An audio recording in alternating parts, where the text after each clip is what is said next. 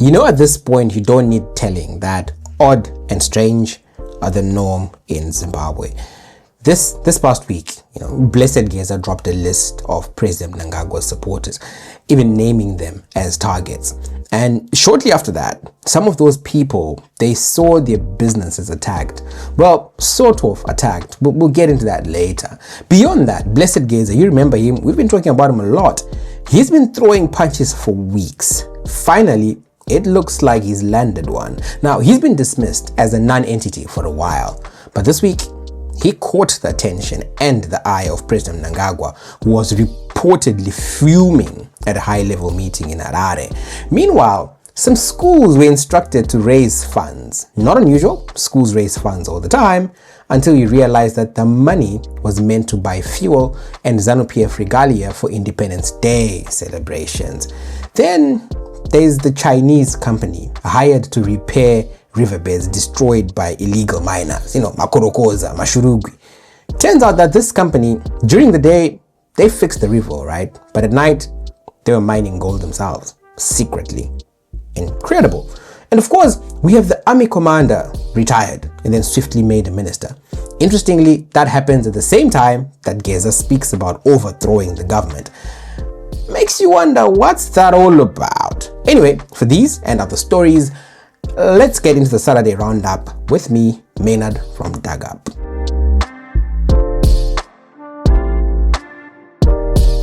Good morning and welcome to Saturday Roundup with Maynard, your weekly show where we break down the strange, the odd, the wild, and the significant stories of the week. We'll get straight into it and start with the Chinese robbers. So this is how the story goes. There's a Chinese company called Friends of the Environment. Yeah. Friends from the East, Friends of the Environment. Now this company entered into a partnership with the Environmental Management Agency, EMA. The deal was simple. Close up all the open pits left by artisanal miners in the Umzingwane River. But the Chinese company, they didn't really fix anything. They set up the equipment, all right? They pretended to work during the day. And then at night, they did the unthinkable. Well, they did the thinkable. We know pretty much exactly what they did. And you're probably suspecting right. They started illegally mining the riverbed. They stole several kilos of gold and smuggled it out of the country. Yeah. Nobody saw that coming. Well, everybody did. Anyway, their activities were so reckless and brazen that they caused more damage than they actually were hired to repair. This is the equivalent of you getting into a minor accident, breaking your tail light, call a mechanic, and then he tanks your engine. That's what happened. These guys destroyed a bridge at the confluence of Umzingwane River and Inyankuni rivers. Officials say the destruction of that river has contributed to poor inflows into major dams that supply Bulawayo with water. Yeah, Bulawayo. I didn't say Bulawayo this time. Gotcha, guys. Anyway, Tafadzwa Mguti, the Secretary for Presidential Affairs and Devolution, he visited the affected areas and he confirmed the environmental disaster. Basically, Mguti said, look, this Chinese company, Friends of the Environment, they partnered with EMA, but the province later found out that by day, they were closing the pits in the name of Friends of the Environment, and by night, they were mining. And Tafadzwa Mguti then, he then reveals that they destroyed a whole bridge looking for gold. You're talking about a 150-meter bridge, completely ruined in the name of illegal mining.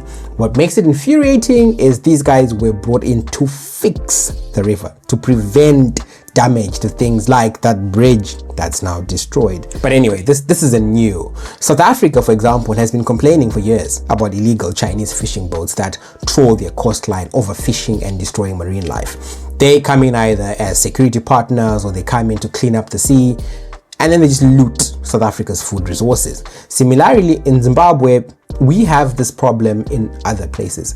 Chinese companies operating in Zimbabwe have been known to strip the land bare regardless of the damage they cause, not even giving a hoot about what damage they leave behind. In fact, in places where they can't secure licenses to mine, they'll get licenses to conduct repairs and then instead just secretly mine.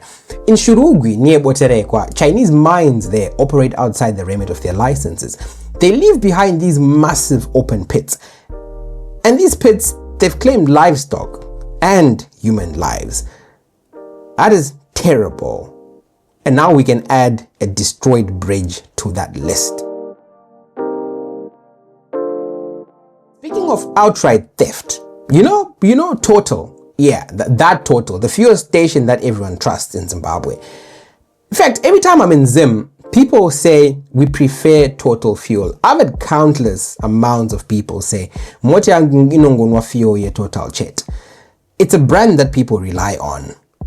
And if you own a high-end car and you only use Total because you believed they wouldn't tamper with your fuel, you'd be wrong.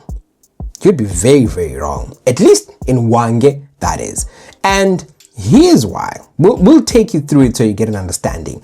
In Zimbabwe, the maximum ethanol blend allowed in fuel is 20%. You cannot sell fuel with more than 20% of ethanol, right? You can sell 5%, you can sell 10%, you can sell 20%. No, I think you can't sell 5%. I think it's like a minimum, but nonetheless, the maximum is you can't sell more than 20%. Drivers already hate ethanol blending because it reduces the fuel quality, it damages engines, although that's a debate for another day. Let me bring this back on track. Total Wange wasn't blending 20%, which is the legal maximum. They were adding 25% ethanol. And after that, they were selling it as 20% or even lower. So their people were probably buying 10% ethanol blend without knowing that there's actually another extra 15% to make it 25%. In simple terms, Total was diluting fuel, lying to motorists, and then making a killing. Thieves. The Zimbabwe Energy Regulatory Authority, ZERA, uncovered this scam during a routine inspection on December 6, 2024. Samples from Como's Lupane station showed ethanol levels above 50%. The Zimbabwe Standards Authority, SARS, you know those guys with a little logo, SAZ, yeah, they confirmed the same findings, and ZERA is now sealed off the contaminated fuel tanks. That's how bad it is. That fuel is seen as contaminated fuel. Nonetheless, this is daylight robbery. You know, motorists are already struggling with poor quality fuel that wears down their engines, the police and a bunch of different fines, roadblocks, and all of that stuff. And now they have to deal with this, being duped and sold fuel that's not even up to par. But hey, that's Zimbabwe.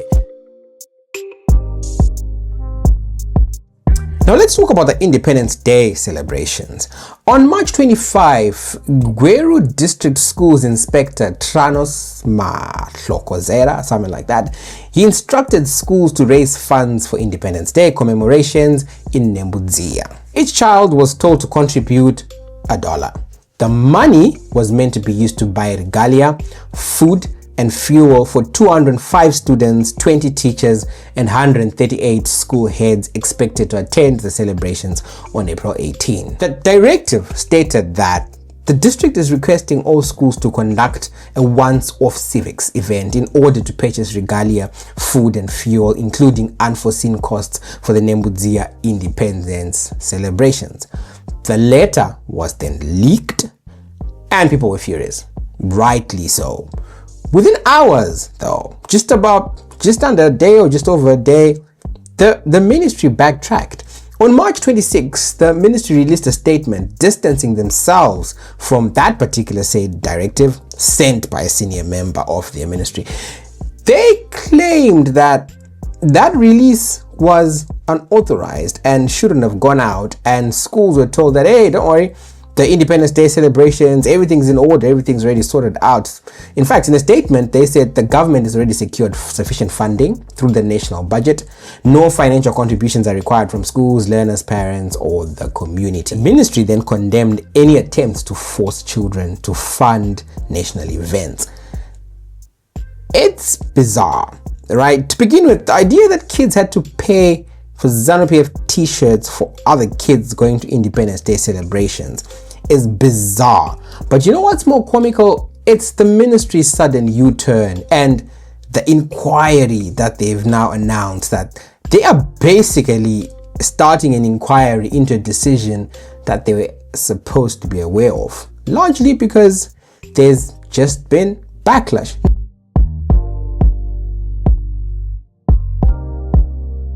Now, on to the serious stuff. Despite what Twitter says, Blessed Geza has managed to get the attention of the most powerful man in Zimbabwe, the president, Emmerson Mnangagwa. Geza has been insulting Mnangagwa for weeks now, and he's also been threatening to remove him. Until now, party loyalists on Twitter, they've called him a joke. Christian Changwa said the comrade is not really normal, looks like there's something wrong with his head. Some have mocked him on Twitter, he's a non-entity, nothing, he means absolutely nothing, he'll be ignored. Well, it seems not anymore. From what we understand at Dug Up, at a high-level meeting in Harare, President Mnangagwa lashed out at Geza, calling him and another guy called Andreas Matibela indisciplined chameleons. That's how upset he was, and he vowed and promised that he would crush them and crush their rebellion. But as the president was making these threats, Geza was on YouTube doubling down. And soon after that, there were arson attacks on 4 premises linked to people that Geza had named as corrupt. In summary, if you didn't know, 4 vehicles were torched outside properties owned by people who are very close to President. The first being John Mangunja, the Mtapa Investment Fund CEO. The second being Wicknell Chivayo, the ZANU-PF-linked businessman, unashamedly so. The other one being Kudakwashi Tagwire, a fuel mogul and a businessman, and DA Motors, a company that is linked to Tagwire. Police say the attackers parked the cars, set them ablaze, and fled in getaway vehicles. Look, the political climate is clearly tense. The police are saying somebody drove their own cars, parked them outside the premises of these people, torched the cars, and then fled. Yeah, it seems a bit weird because I think at first people thought that these guys went and torched cars belonging to these people. But it's all odd and strange. Meanwhile, Geza is still calling for protests. And tomorrow, in an episode called The Sunday Digest, we will bring you different perspectives on whether these protests will actually happen. There's a whole bunch for you as well about Sanyatwe, the former army commander who's now been made minister. You can watch that story over here. I've just linked the episode up there. It's such a fascinating story that it deserves its own episode. So go ahead and watch it. But for now, that's our Saturday Roundup. Not as meaty as detailed as the other ones, but there's just a lot going on and we don't want to divert from that. So if you enjoyed this episode, like, share, and subscribe. It really, really helps a lot. Cheers, guys, and thank you.